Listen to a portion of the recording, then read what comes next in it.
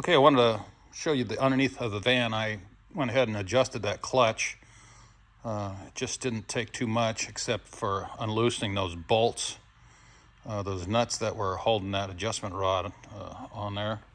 Anyway, we had to put a little bit of heat to it, and that's where that Barnes-O-Matic torch comes in. So I don't think you can get those anymore, but they sure are handy, very directional. One button and boom, you're off and running with heat. Anyway, let's take a look underneath, see what's going on. Oh.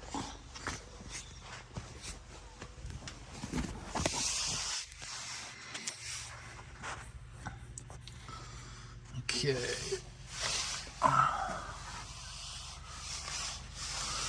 So just for the uninitiated, this is the clutch adjustment right here. I'm going to take this return spring off so that we can see it a little bit better. And this is the lever that goes up to the bell crank, and when you press on the clutch, this arm goes back like that, which is on the rod, operates the clutch fork. And of course, this is the clutch bell housing. It looks to me like the way this bottom part is shaped right here, that this has the larger clutch. I think that's 11-inch. And then it's got the standard 3-speed transmission, and that's the later model with the backup switch on the back, which is handy. So I noticed something that was growing in here. Now, I know this hasn't been here on the West Coast, so anybody that can help me identify that, I don't know, some kind of mud dauber nest or something like that. And I also noticed it on another spot right here. So hopefully that's not one of those highly poisonous sleeping centipedes that crawl up your back and bite you when you're working on the van. But anyway, so anyway, back to this.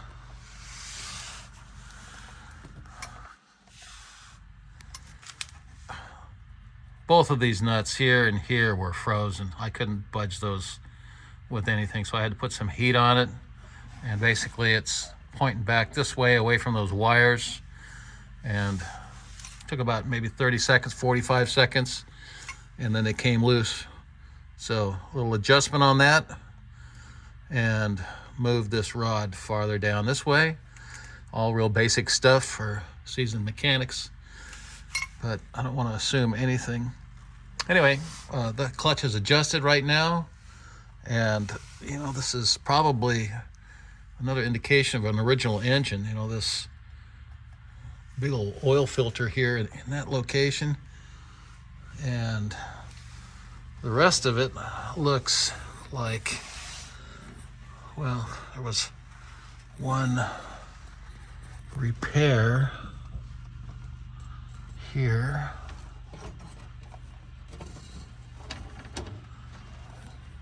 Maybe we need more light to see that. So they had a hole in the floor right there. They did a little MIG welding to fix that up.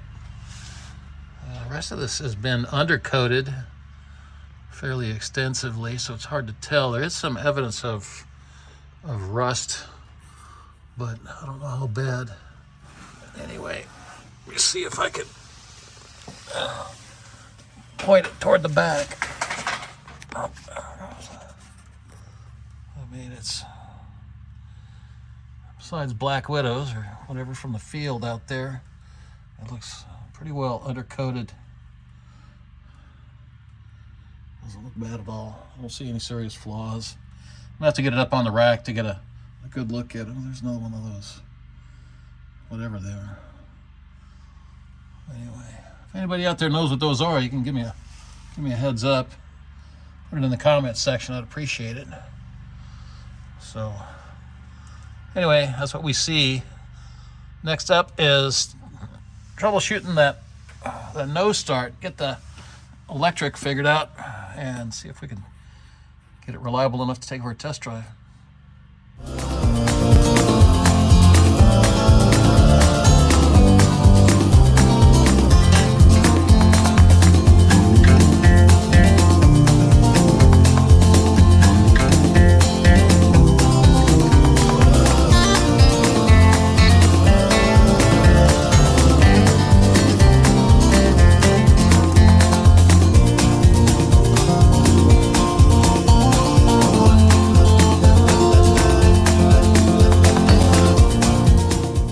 Okay, we did a little bit of troubleshooting on these wires, kind of chase them down. Just like any of these vans I've ever seen, I've never seen an original wiring harness that has not been, let's say, somehow altered. That's being kind. Anyway, we have no headlights. We're not getting power up to the headlights at all, nor are we seeing anything at the fuse panel. So the next big connection is right there at the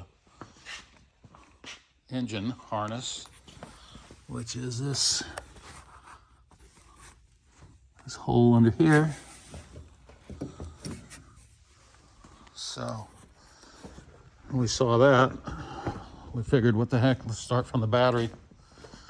And there's a couple of wires that come off that positive. Typically one is going to go to the starter, and then another one is going to go to a junction block, and from there it goes to the rest of the harness. So let's get over here. Show you what I found. Pardon my fingers. Okay. This is the positive.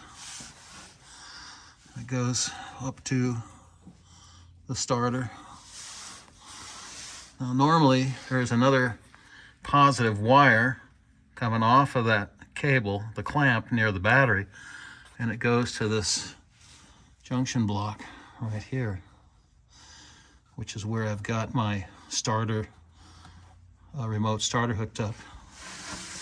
So in this case, they've got one wire coming off of that starter lug that takes off toward the front of the van. It's pretty thick, like a number 8 or 10. And then they've got another wire that's coming back that powers up this junction block. So this short wire from the starter lug to this terminal is what makes it hot. And so we've got, that's the one that powers it up. And we got one big red wire coming off of it and one big green wire coming off of it that's traveling down the line into the engine harness. The other thing we notice is this wire here, this one that's been added, it's got some connection here. It looks pretty funky. It's a real thin wire. It's yellow. Now that is to the relay, so that's your start signal. Let's go ahead and see where that all goes.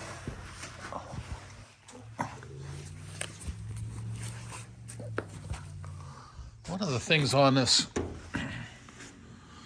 is trying to figure out what they did so that you can kind of answer the question, what were they thinking? What were they trying to do?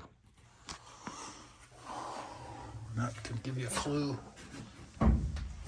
instead of just hacking it. Now, that yellow wire that signals the start was hanging. There's no connection there, and this is the only other wire that was hanging. So this is the other part of that. So that's the crank signal. Okay, continuing to chase down that red wire from the junction block, what we found is, let's see if I can get this this in there the right way.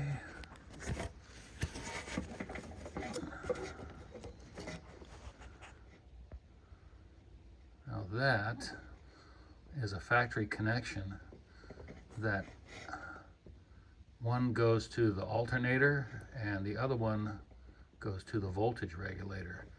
And this connection here is supposed to connect on, and that's what goes to the junction block that's on the firewall underneath the seat at that little connector. So you follow this one along, it goes nowhere. So maybe there's something farther on down the line that they did. Why they bypassed that, I don't know. It could be part of a burglar alarm system or something, who knows what. Anyway, the one thing I did notice is that there's some smoking going on here on what looks like a red wire. So that's a problem. We'll follow that along later, but we don't see any other loose wires associated with that. So they bypassed that smoke terminal, something shorted to ground, and caused a problem. So that's where they're at with that. And the other thing I noticed was this connector right here. This is the connector that is going to the under seat connection, and pull one side off. And these are always focusing. Okay, that's better. So the wire that we're looking for to have power all the time is this second one down from the top, the one that's not corroded as much as the rest of these.